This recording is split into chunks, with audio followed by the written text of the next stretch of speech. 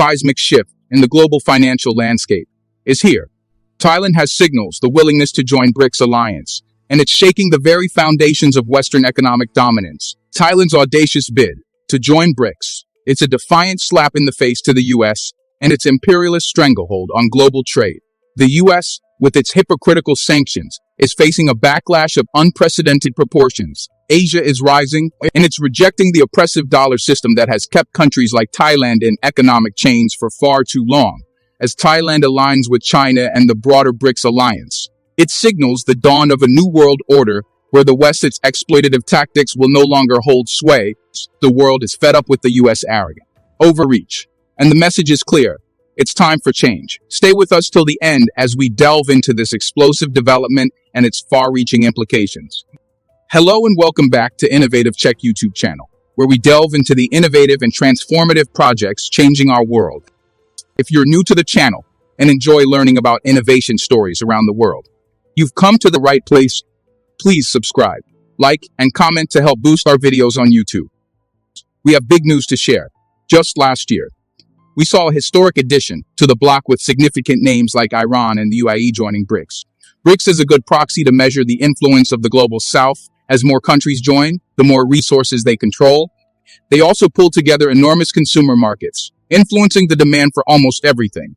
It's no surprise that many countries, including Venezuela, plan to join BRICS this year, but it's even more important to talk about Thailand's membership bid, which was just announced. Thailand's cabinet has approved the country's application to join BRICS. And if accepted, this will make Thailand the first Southeast Asian country to be a BRICS member. This is a huge development. Thailand is part of ASEAN, which is the Association of Southeast Asian Nations. They are the second biggest economy in the group, just below Indonesia, with a GDP of over $500 billion. Combined ASEAN accounts for nearly $4 trillion of economic output, which is a very big deal.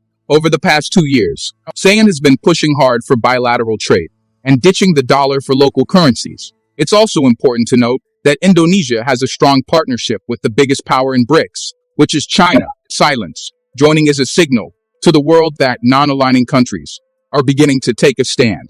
Asia as a whole is drifting away from the West and closer towards the global South, or we can call them the global majority. It's important to understand why Thailand, like many other countries, is eager to join BRICS. First and foremost, it's all about breaking away from the US dollar system. Since the Federal Reserve started hiking rates, Thailand's currency, the Thai baht, has been losing value. It has dropped by over 10 against the dollar, which is a big problem for the country. Thailand is a net importer of oil and gas of energy, and because all these resources are priced in the reserve currency, imports now cost a lot more for Thailand.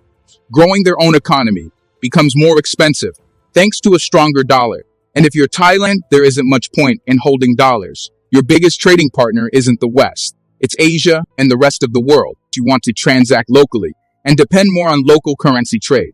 By joining BRICS, Thailand wants to grow their economy faster by removing the biggest limiter of growth, which is buying imports using dollars. Just a quick reminder to hit the like button below. YouTube has been restricting my videos a lot recently because of bots. So your like does help out this video massively in terms of the algorithm in YouTube. In Thailand's official statement, they echoed the sentiment about joining BRICS. This would benefit Thailand in many dimensions, including enhancing the country's role in the international arena and increasing its opportunities to co-create a new world order. This is in line with Thailand's vision. Many countries today see the rule-based order as a system controlled by just a few. It's a framework constructed by the G7 nations, more specifically the US, to benefit themselves. More developing countries moving to join BRICS is a clear rejection of the current world order. It's one where the West can grow their economies at a cheaper rate, while developing countries like Thailand struggle to fund their growth. That clearly shouldn't be the case. The playing field isn't even. Thailand's biggest import partner isn't the US or the G7, it's the rest of the world. China accounts for almost 17% of their total import. If that's the case, what is the point of paying dollars for stuff from Beijing? It doesn't make sense. Thailand's energy imports also come from countries like the UAE, a current BRICS member, so it makes total sense to shift towards bilateral trade and use local currencies. For example, Thailand can always use the Chinese yuan to buy energy imports from the UAE, and it would be accepted because China is a huge trading partner with this Arab state. The UAE can then take the yuan to import finished goods, like EVs and solar panels from Beijing. It's just one big circular trade, a contained ecosystem without even touching a single US dollar. This is the advantage of setting up a competing economic bloc against the G7. This is why many countries are flocking towards joining BRICS. It's not a coincidence. Another big reason is to move closer towards China.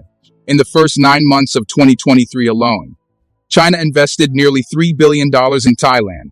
They financed over 260 projects, making up 24 of Thailand's foreign direct investment, almost a quarter. The majority of these investments were in electronics, automotive, and of course, EV sectors. In other words, China is helping transform Thailand into an Asian manufacturing hub. In contrast, the US and the G7 have totally forgotten about Thailand. While China sees them as an economic partner, it doesn't really take a genius to see where the winds will blow. 3 years back, China and Thailand extended their bilateral currency swap agreement. And because of this, Thailand can continue to access a pool of Chinese currencies for global trade. Up to 70 billion yuan. Thailand can swap the Thai baht for the Chinese currency to buy valuable imports from China. As Beijing continues to ink more trade agreements around the world, this swap line becomes more and more valuable. This is amazing for Thailand. They can effectively trade the Thai baht for a stronger yuan to buy finished goods. They don't need to buy dollars in the open market and crush their local currency in the process. For many emerging economies, the biggest limiter to growth is commodities and energy. The more you can get, the faster you can build your country and grow your economy.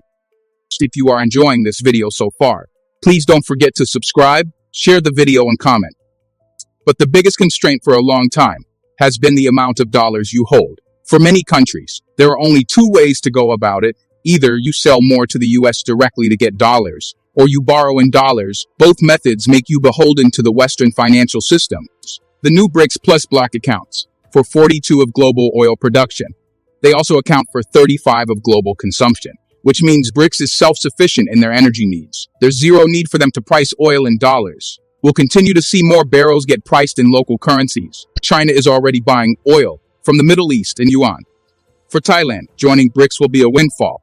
They can access abundant energy plus access to a huge pool of Chinese yuan for bilateral trade. This sets them up for success. They get the best of both worlds. Now, when Putin visited China, he made a bombshell announcement. He told the world that 90% of bilateral trade is done outside of the dollar. The majority of trade settlements will be carried out in rubles and yuan. And this changes everything. Instead of only using the reserve currency, you can now buy oil and gas using rubles and yuan as well. Russia will obviously accept their own national currency, the ruble.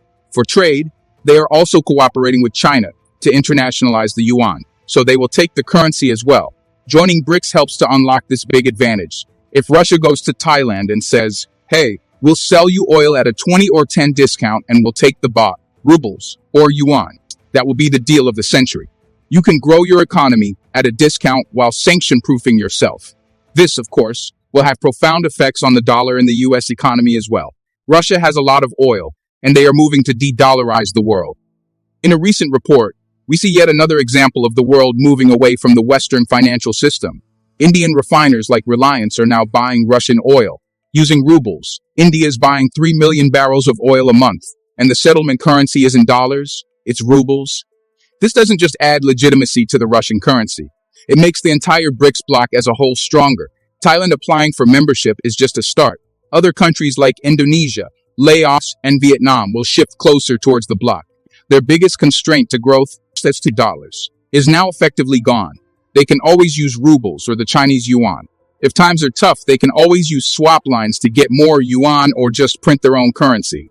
This is a very big game changer. By joining BRICS, Thailand can get vendor financing from China and cheap commodities from Russia. They can industrialize faster. Your working capital needs suddenly drop.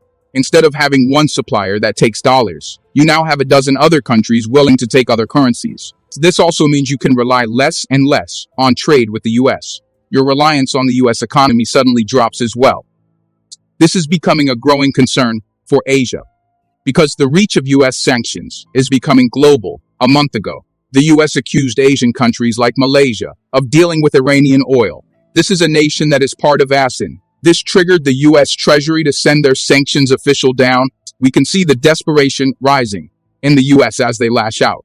Across the world, There's always the chance of Southeast Asia getting sanctioned by the US. It's not impossible. What the US is doing is forcing countries to choose sides, and that is not what Southeast Asia wants. They simply want to be left in peace and to do business with the entire world.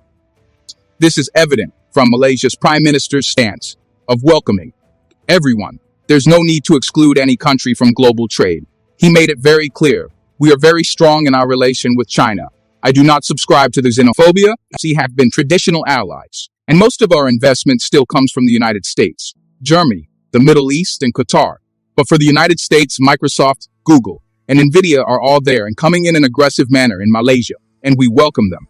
The world must negotiate peace and prosperity. That is the best solution to all the world. Thank you for your attention, and I welcome your thoughts and questions on this complex and vital subject. Do you want to watch more videos like this one? If yes, please like and share the video and subscribe to get exclusive videos about how phenomenally China is developing and growing its influence. Your subscriptions and likes motivate us to generate more content. So please keep supporting us. Check out this videos showing on your screen right now, and I will see you on the other side.